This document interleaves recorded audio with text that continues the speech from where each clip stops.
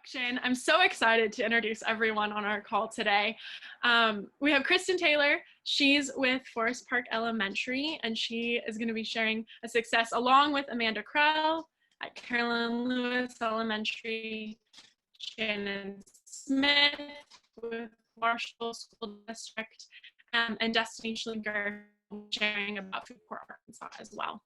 And so the plan is for Kristen to start us off, and then after she finishes, we'll have a brief moment for some question and answer time in case anything's come up throughout her conversation. Those into the chat, and we can make sure to respond to those questions after Kristen's finished. And then after that, we'll go through Amanda, Shannon, and Destiny to all talk about different summer garden successes. So I'm going to pass this off to Kristen and mute myself.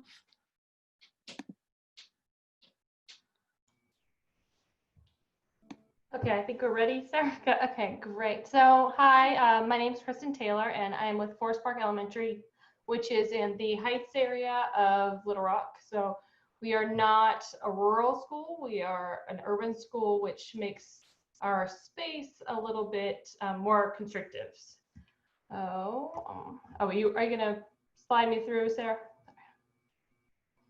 Yeah, so this is actually my first year of teaching. I have prior experience in the classroom teaching science in high school, but I had been involved with our chickens last year, and so they had asked me to kind of start looking into taking over the garden, which is both a volunteer position where I actually take care of the garden and an instructional position where we have classes about once a month for about 30 to 45 minutes with each of the grades. So I teach about 21 different classes. But I wanted to talk about some of the things that I incorporated both this past summer and things that we're moving forward towards in this summer, implementing this summer, to help that kind of in-between time when there's not somebody constantly there, or there are not students coming in every day to look at the garden or use the garden for their everyday things. So some things that we'll talk about today are some planting schedules, using plant knowledge and education, having an adopt a bed program, actual nice good signage around the garden to help educate, some food preservations which can help some of the fruits and vegetables you get in the summer to preserve them to back when the school is in session. And again, using social media, which I think is a big platform these days, to help educate students when they're not there every day. So first up, the thing that I looked at was what plants am I going to use and which of those plants would be available when the kids came back, because everybody knows that the things that you see in the fall actually need to be planted in the spring to early summer. And so I think what a guiding force to me was things that would be around, still growing, still producing when the kids came back into session in mid-August. So I've kind of made a spreadsheet of the things that I would be growing to help better educate myself, because like I said, I had never done anything like this before. So I took the plants that I wanted to plant, things that I thought the kids would enjoy trying, things that have different shapes, different colors, different growing styles, like things that grow on vines versus things that grow in stalks and things that grow on bushes. So I've kind of made a list of those things, and then I found out what their planting dates were typically, how long it took to get to maturity, and when we would be ready to harvest, and when would that lend me to having them be finished and ready. So I then took that information and looked at things that would be, like you can see with squash, okra, watermelon, they all lend themselves to being ready around August if you plant them towards the end of their planting period. So that's kind of how I shoved everything over to the side so that they would again be ready for the kids in the come fall time, and that we weren't having our peak harvest when nobody was around and nobody was there to eat it. So like especially beans. And the one thing that I've read even more about lately is using succession planting. So planting something and then planting beans, say another 2 weeks or a month later, so that you have maybe the first round coming into harvest at the beginning of school, and then those kids that are coming a couple weeks later, you'd still have another harvest for them to be able to pick. So if you move to the next slide, please, Sarah. Okay, the same thing happened. I continued with, we had sweet potatoes, beets, peppers, tomatoes, pumpkins, and then this was the first year I had ever done black-eyed peas. And so just to kind of see, that was an interesting one because it was, you can let them dry right on the vines, and the kids enjoyed kind of seeing the progression of what the bean looked like inside when it was green initially growing, and then when it actually dried right on the vine, you could actually see it looked like a black-eyed pea. But that was a nice one because it was already lending itself right into October. The same thing with pumpkins. This year we actually did a pumpkin arch so that it went between two of the beds in our garden, and the kids could walk under it.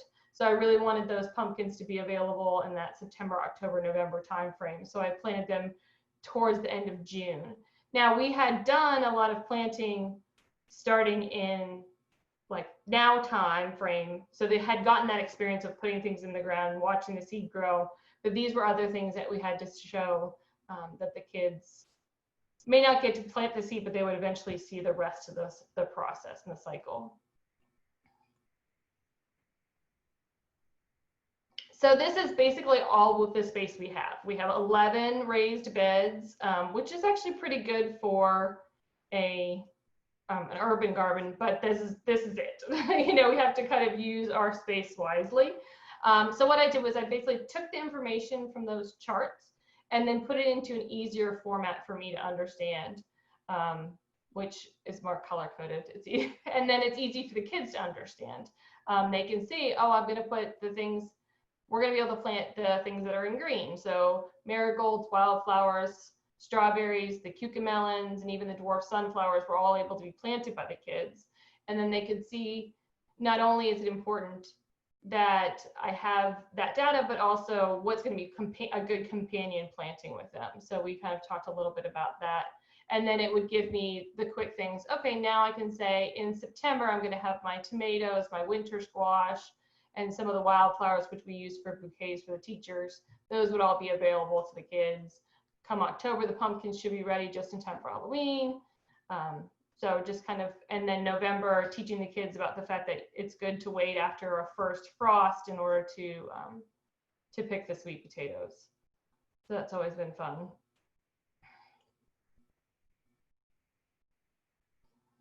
So I think it's important to not only show the kids, I took a more science-based approach to education in the garden. So that's, again, like my background says, I've been a science teacher before. So that's what I understand about science and how things grow.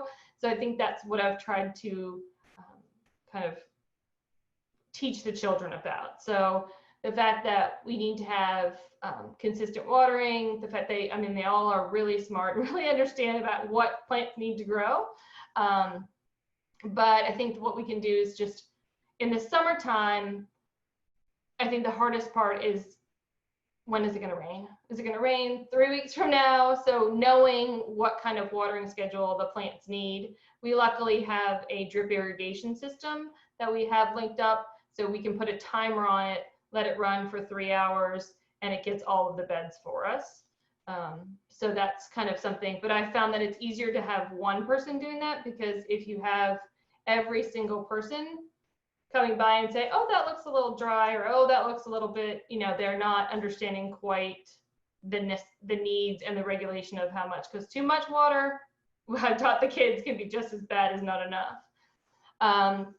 So routine feedings, knowing exactly, I tend to do it on Sundays so that I don't forget, and then it'll be, you know, most oftentimes once a month. I think mulching in the beds has always been a beneficial thing, especially when you get a nice good rain and then you're not going to have rain for a few days. It'll help keep that moisture inside. And then one of the things that I did when I first took over the garden was actually just went out there a couple of times during the day to see what plants were getting sun. Because you think, oh, it's going to be sunny in this part, but once all those leaves come in and the trees fill in, that can change a lot of things in the summertime. So I just go sit out there and say, okay, yes, this is definitely going to get 6 hours of sun. That can know I can put sun-loving plants there. Okay, my lettuces probably want to be in this bed because it's shadier in the afternoon when it's super hot. So just kind of knowing that overall sunshade pattern of your garden can be very beneficial, and knowing what plants to plant where. One of the things that I found is that if you plant on each of our beds, if we plant on the taller plants on the north side, then they tend to not shade the plants that are planted in the same bed with them. So when we go to plant this summer, we'll be planting all of our tomatoes on the north side. We're doing square foot gardening this year. And so we'll be planting all of our tomatoes on the north side of each of the beds so that they don't shade. Now, if you want shade and it to be a little bit cooler, you can always design your bed so that you have those taller plants towards the middle, and then we're able to have things like lettuce and things like that that would be shaded. Crop rotation, that was something that we've kind of worked on with the kids to understand that, yes, this amazing thing discovered many years ago is still a fantastic thing to know about. The fact that you don't want to put tomato plants in the bed over and over and over again, because tomato is one of those plants that is really sucks a lot of nutrients out. So oftentimes when you want to have tomatoes one year, you'll plant beans after one, which are able to take the nitrogen and fix it back into the soil. So just kind of understanding what's good to plant after another one. And then I kind of mentioned a little bit before, but understanding companion planting has been something that's been very interesting to see and to teach the kids, that you don't just want to put anything by anything else, that there are plants that can help fight, fight off diseases, avoid pests, improve taste. And so we've been able to try to incorporate those in the garden as well and to educate our kids about them. So one thing we're going to be starting, especially with this whole COVID-19 and distancing thing, is an Adopt a Bed program. We luckily have a fantastic PTA program, and we have a lot of parent volunteers, and they're willing to help out, which allows the kids to get in the garden even when they're not in school, which has been a wonderful opportunity. But we would have families sign up for 2 to 3 week rotations. They would each get a bed. Their jobs or responsibility would be for weeding the beds, and they can harvest some of the produce from there. And then just having a nice streamlined sign up online, which eliminates any kind of papers or anything like that. And then I've thought about, since we do have some regulations about how many people can be in there and how close you want to be, is to have, say, Mondays in the morning is bed 1's turn in the garden, Monday afternoons is bed 2, and so they can kind of have an idea about when other people might be there, to try to eliminate the close quarters. We do have a hand washing station, luckily, that has antibacterial soap, so everybody can wash their hands when they come in the garden and wash their hands when they go to leave, so that there's that double layer of protection. But we hope to have a good response to this. This will be the first year that we do it. I told people that they could send me pictures of what they think might be a weed if they're not sure whether it's a weed or a sprout. So I think that might hopefully have people not be afraid to sign up, that they would understand that they could contact me if they weren't sure what to do. But it hopefully would, again, educate them and allow them to have some hands-on stuff with their children. And this way, we could get roughly, 40 or more families involved if we do it at this rate for about 2 to 3 weeks.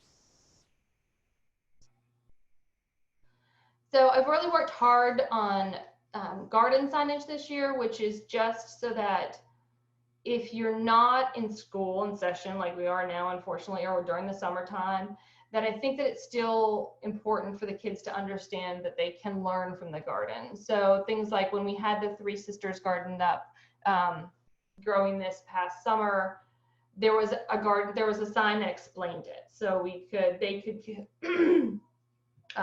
could still learn about it, even though I wasn't sitting there, or we weren't in class yet, and they could still figure it out. And we had some box turtles, and we've created a safe habitat for them. So kind of understanding the rules and regulations or expectations that we have in the garden has been a good way to utilize this information. I mentioned it before, but I think that the hardest thing is that there are some plants that are just going to produce in the summer, whether we like it or not. But which is fantastic and wonderful and delicious, but I've really worked on trying to find some alternative ways that if we don't have times, we have farmers markets right now, and they're only during the school year on Friday afternoons. Because we have such a small garden, it isn't a lot of production. And so one of the things I've done is over the summer, I've learned to do canning or pickling, creating jams. We have a couple fig trees that unfortunately get all their fruit right before the kids get in session. And then even some dehydration. I've got some oregano that was just going crazy in the garden, so I just clipped some, and I think having that as alternative ways to still get produce out to the people when they come back in school, and to know that they can still eat healthy things, even when they're not coming right from the plant, I think is a good option for a lot of people, to allow the families to still eat the foods that are produced during the summer, peak summer times. This has been a big part of what I've hope to incorporate this year, is getting social media education. A lot of people are on their phones. A lot of kids have phones these days. And so why not use it as a platform to kind of teach them about what's going on in the garden? I feel like if they are seeing their garden on an everyday basis, if they're hearing about what's growing there, they get excited about it. And so they might have a more vested interest in taking care of it, in helping out and volunteering. The kids might be excited about it. And then if I'm having an edge class and I'm writing about what we're covering in class, what we're learning about, what we're growing or what we're planting, I'm not just teaching it to that one class. If I put it on social media, then I can allow for the other classes to see it. We had some monarch butterflies lay eggs in our milkweed in our butterfly garden this year. And so I took the time to basically give an update every single day. And every kid at the school, if their parent was on Instagram or whatnot, they could see it, even though I may have only been able to show one class because that's all that was in the garden. The same thing goes with the actual fruits and vegetables that we're growing. Like I mentioned before, we've got in the first picture, we've got the black-eyed peas, where I was describing how the fact that they're green at the beginning, and then you can let them dry into the more typical black-eyed peas. And then we had just started this year to try to grow cucamelons. And so kind of teaching them about where the origins are from there, why they're good to grow in our garden. So I think, and it's another place for people to ask questions. They might not be thinking about it, and then they see this picture and they're like, oh wait, how do I grow that? Or where can I get seeds for that? Or do you have any recommendations for this? We have a person who's been volunteering with the chickens, and he's gonna start a raised bed in his backyard. So he's kind of been seeing me and asking me questions. So just, I think, allows for more good communication between me and what I know about the garden and what the families can do and be a part of. So I think that overall, the big idea is that it takes a village and it takes a lot of help from everybody and some understanding and knowledge passed along to each other to really have a school successful garden. Because like I said, there's not there every day. And I think that, I think that it's good for them to continue to have that type of education, continue to know about what's growing, how it grows, why it grows, what are ways that I can grow things in my backyard.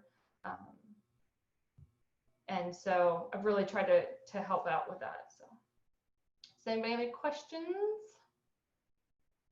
So much for sharing that, Kristen. I thought your social media posts are so great. It's really great to see that avenue, and that you were able to share that with us on how you can maybe just be teaching one group of kids one day, but then the whole school still might be able to have access to that information and the changes that happen. So that was really cool for me to see.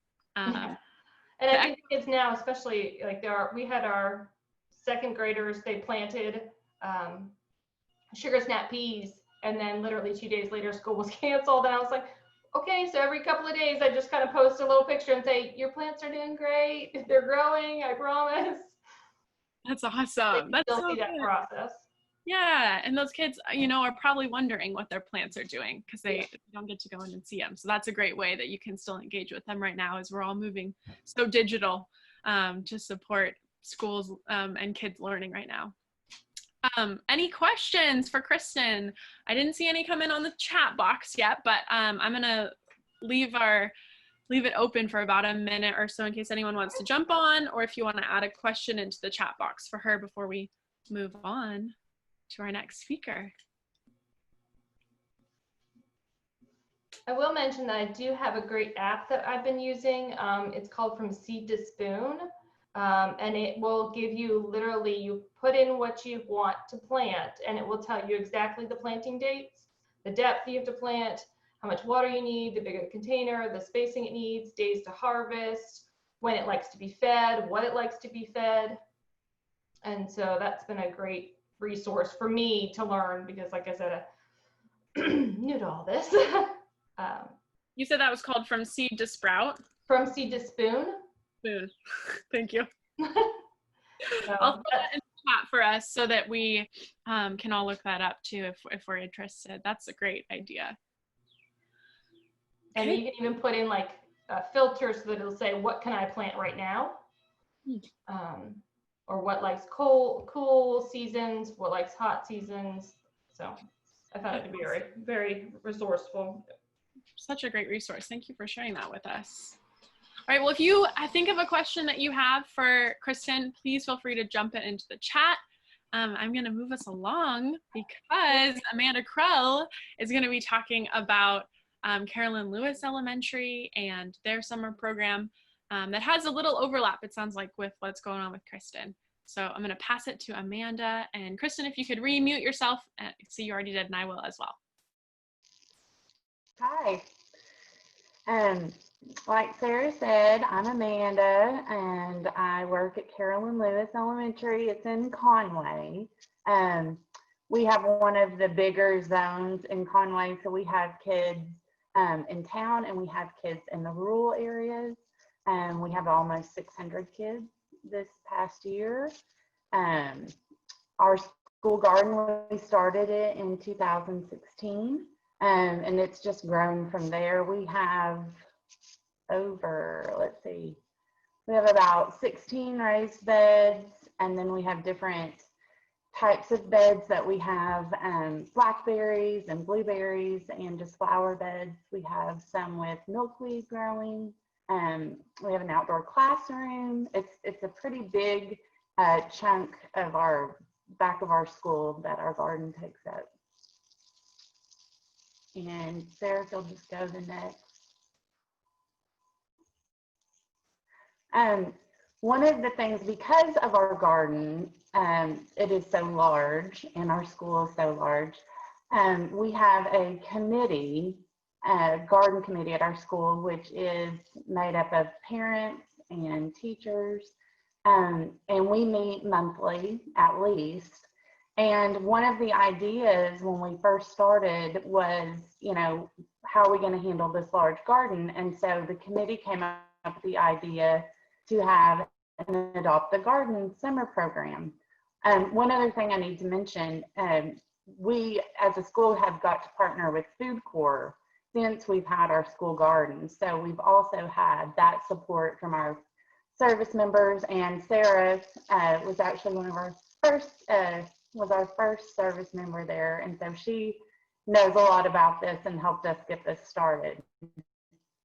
So that's where the idea came from. Go ahead and go on. And this is just to give you an idea of, this is only about half of our garden. If you look back the other way, you'd see the shed and the outdoor classroom area. So you can see there's lots of beds to take care of, and we have mulch in between the beds and weeds. We have Bermuda grass, of course, and that has to be dealt with too and kept up with in the summer as well. Go ahead.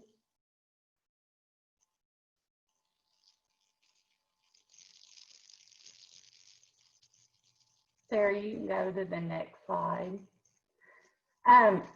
One of the things that we decided as a committee to get this program going to our volunteers was that we needed to give them some information about gardening. We know that people want to volunteer, but maybe aren't gardeners themselves or don't feel very confident with what is a weed, what isn't a weed, what can I pick, how do I know when it's ready to pick.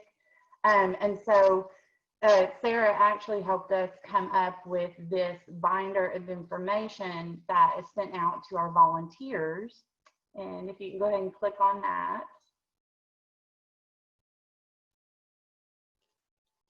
Did it switch over So they have this, it did. Perfect. Okay. So this is a resource we send out to all of the volunteers. They have access to this, and we update it as needed. We have questions of what they can do when they go. Like I said, if our volunteers are not, you know, real confident gardeners themselves, they kind of go out there and look at all of these garden beds and get a little bit overwhelmed. So we thought having this in place would help guide them through. So it has suggestions for like what types of duties they can do when they are there. Anything from looking for damage to the plants and being able, and we have a place to report those to just tasks they can do, like how to clean up the beds, how to pick things. Here's a harvesting section. And again, we try to update this with whatever we have planted in that summer. And let's see, there's another, if you'll keep scrolling, Sarah.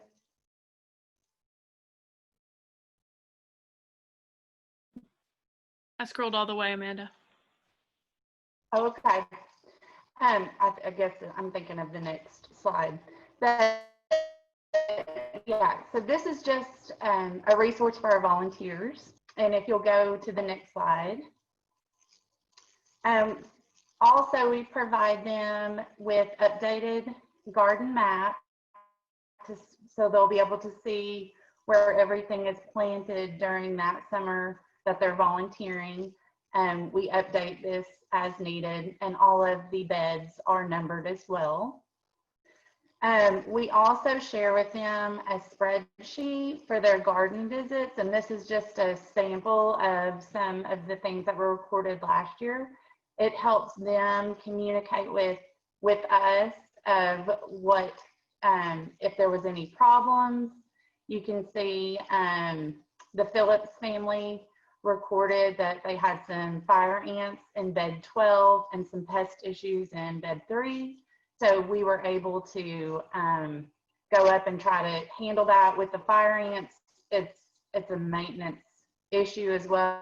I don't know if anyone else has those problems, but we tried more natural remedies for that, and they didn't seem to be working. And so our principal was able to get our district maintenance people to come and spray, but we still have the issues with the ants moving. And so we think it's really important for us to mark those areas, because we do have some students who are highly allergic to those fire ants, and they just hurt, you know, it hurts to get bit by them anyway. But this also just lets us know, it's shared with all of the volunteers, so they'll know what work has been done and what has been harvested. Originally we had thought of keeping some kind of record of what was harvested, but it's been kind of a hit or miss keeping up with that. But you can go to the next slide. So how did we get the volunteers? We've done it a few different ways. In the past, we have an after school club called Sprout Scouts. And in the past, we first asked those families if they wanted to help first. And then we kind of just put out a message of, we need some more families to volunteer. This past year, we sent out a Sign Up Genius. And I had actually linked what it looked like, but it became inactive just recently, our past one. But this worked really well. We sent out the Sign Up Genius on our school Facebook page. And so any of the families could sign up for it. I just built in like weekly slots. And so they could sign up for 1 or more weeks. And they put their email address in, which was really helpful because I would try to go in and message them like the week before of a reminder that their week to help was coming up. And also just to remind them that they could reach out to me if they had any issues. So they not only had the document to help them, but they were also able to email me and ask me questions. And sometimes I had one family, she was just really kind of nervous about the whole thing. And so I went up one day and did like a little video example of how to turn the water on and things like that, and was able to send it back to her. And she said it was really helpful. So it was just a good way to keep communication going all summer with our volunteers taking care of the garden. And I just thought that was interesting. Kristen, you brought up, you know, things that have worked in the past maybe aren't what we were going to do this summer. So we at our school, we try to make all of our decisions about the garden with a committee. And so we had already kind of been thinking of some ways to make this program better. And now I guess we're going to have to be thinking of ways to make it even safer with the social distancing. So I appreciate you bringing that up, and that's something we need to add to our list.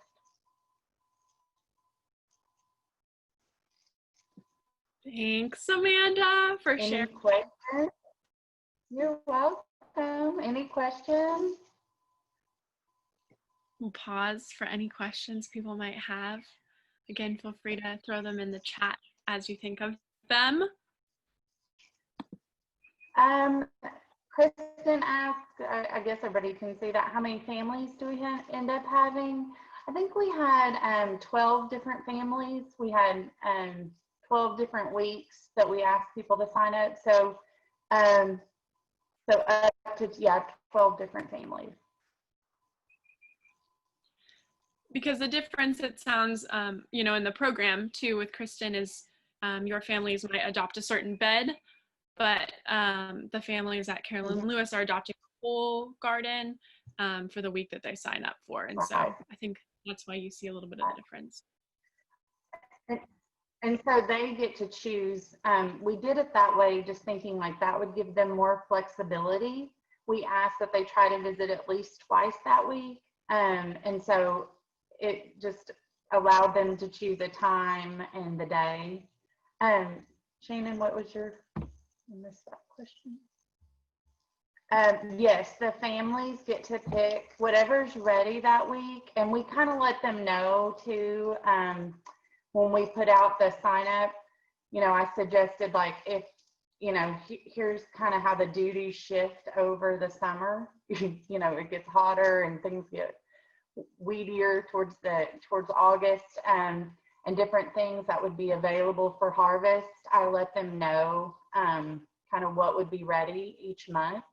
And so that was part of their volunteer reward, I guess. Whatever was ready, they were able to pick and bring home with them. Our custodians also work all summer, and so we encourage them to go out and pick things as they want to as well. Great questions. Did I answer all of the? Yes, you did. If there's any others that come in, you know, for Kristen or Amanda, feel free to throw them in the chat and we can get back to them. But I'm going to invite Shannon to share about Marshall School District. So Amanda, if you can mute yourself again, and I will as well, for Shannon to share.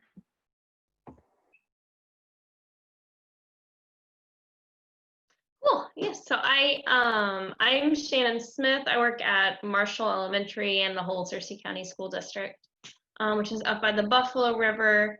We were discussing earlier. It's a pretty rural part of Arkansas, so it's a little bit of a different situation than Little Rock or Conway. We have a lot of room, which is good. Yeah, so I am about half of my job looks like, I think, about what Kristen was doing, where I work the elementary school. I get to do garden lessons maybe once a month, twice. We try to do every 2 weeks with the kids. And then this year will be the first summer that I'm on all summer as like the maintenance staff as part-time all summer to work with the garden. So we've done a lot. Sarah, can you push the slide? It's going.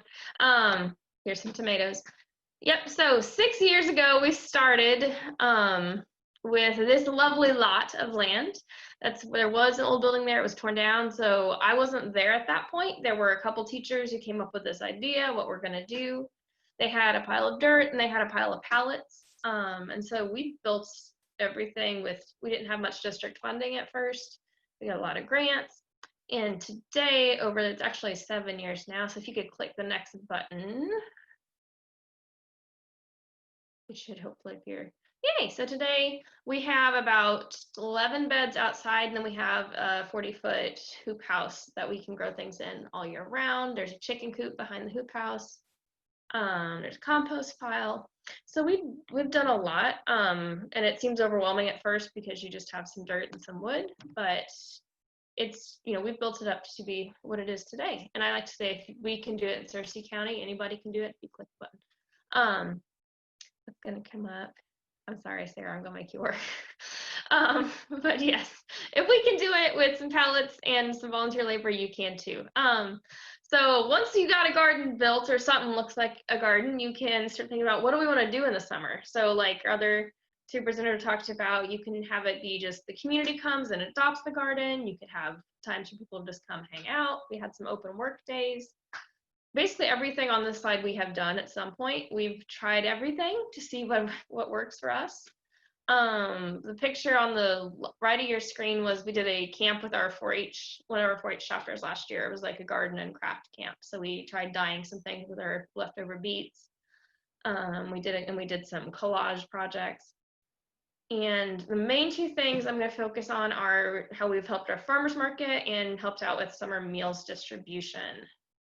Go ahead and click. But probably the biggest thing is having somebody who's willing to lead the garden. This was us at the celebration that Sarah mentioned earlier.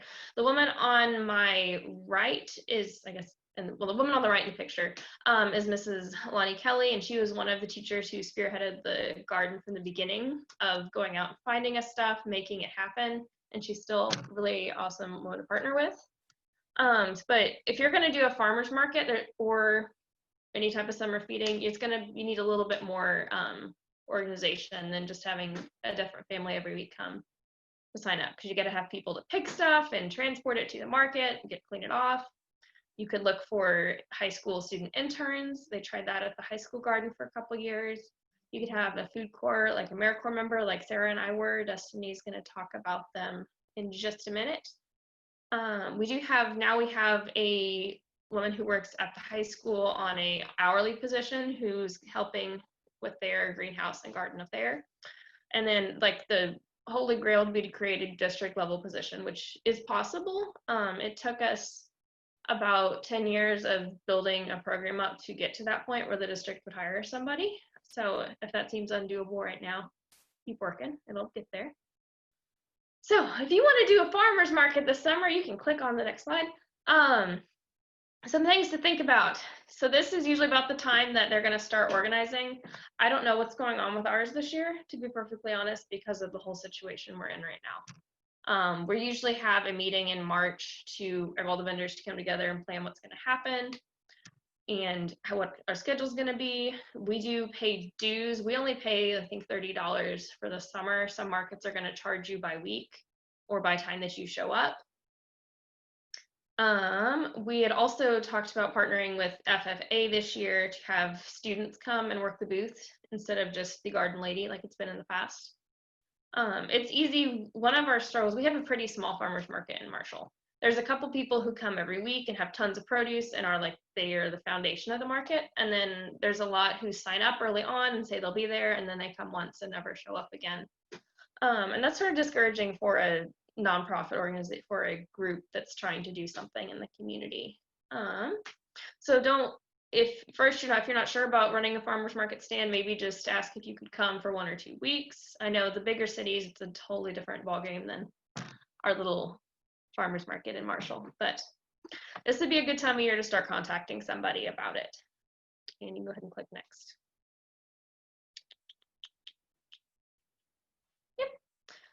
What should you sell?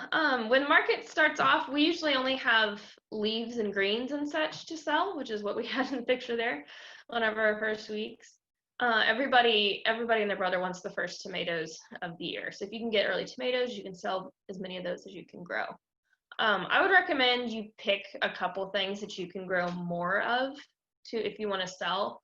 It's fun to have 15 different types of herbs or tomatoes or something, but if you have like one each of 25 items, it's harder to take them to a market. Things that you could also make, you could sell jellies, you could sell jams. They're covered under cottage food laws. If you label them as produced in a home kitchen, there's a link in the presentation, I think. We have discovered we can't actually sell our school eggs from our chickens unless we have a refrigeration unit at the market, keeping them at 45 or below. So that's been a disappointment for us. And also salsa and canned veggies, anything you would need to pH test or use a pressure canner for, there's a lot more red tape there to sell at a market setting. One way you could think about this, think about it like Girl Scout cookies. Like you're not going to compete with Kroger today. Like most people, if you buy Girl Scout cookies, you could probably get a better box of cookies inside Kroger for $5 or more cookies. But people buy Girl Scout cookies because they want to support the cause. So if you're just starting out and doing a couple markets, people are and you advertise, hey, the school's gonna be here, they're gonna want to come out and buy a couple things to support you, even if you're not replacing their whole grocery bill for the month. But what if you don't want to raise money or you have a ton of stuff you don't sell at the market? Summer feeding programs are an excellent option. So for us, I'm back. We have a farmer's market in the morning, and then in the afternoon, we've had a summer feeding program at our civic center that I can take all the leftover stuff to, or sometimes we just pick for the feeding program. There's a little bit of tricky red tape to actually serve produce. Like if you were like, I've got all these salad greens, I'm gonna make a salad and serve it as part of the lunch. That gets a bit tricky because a lot of the foods they serve come as prepackaged meals, or they have to be produced in a certified kitchen because it can be part of the school lunch program and overseen by the USDA. So what we have done, we have just had a giveaway table, which is a couple years ago, which is pictured there, where we just bring, here's stuff from our garden, you can take it and eat it if you want it. You might want to give people recipes because not everyone knows what to do with 5 pounds of kale, for example. But yeah, just see, there's probably one going on somewhere in your community already. And if you come to people and say, hey, can I bring some extra garden produce to you from time to time, most places will go for that. But definitely check with them if they have any concerns about serving it or providing it. Yeah, so basically think about what you want to do. It's perfectly fine if you don't think your garden's ever going to produce tons and tons of produce for the summer, or if you want to plant some that's here in the fall. Look for, is there anything cool already going on in your community that you could partner up with? And we've tried a lot of things, and we'll probably try things different.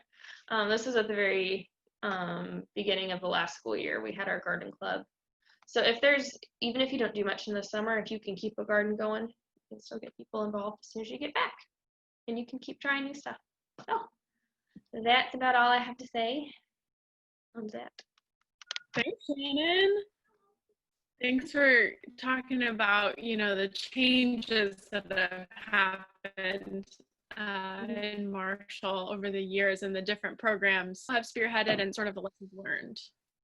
I'm going to check the chat. If anyone has questions, you can type them in for Shannon about farmers markets or summer feeding. I know summer feeding right now is happening. Yes. With schools being out. It is funny to be called summer feeding, but I know Shannon had shared that you want to share about it too, Shannon, about yeah. So I have 2 big beds of lettuce at the elementary school in that hoop house you can halfway see in that picture, that we were going to eat at Garden Club when Garden Club started up again, but I'm not now. So I'm probably going to harvest those this week and offer those when people come to get meals. If they want to pick up a bag of lettuce from the school garden, they can come do that as well.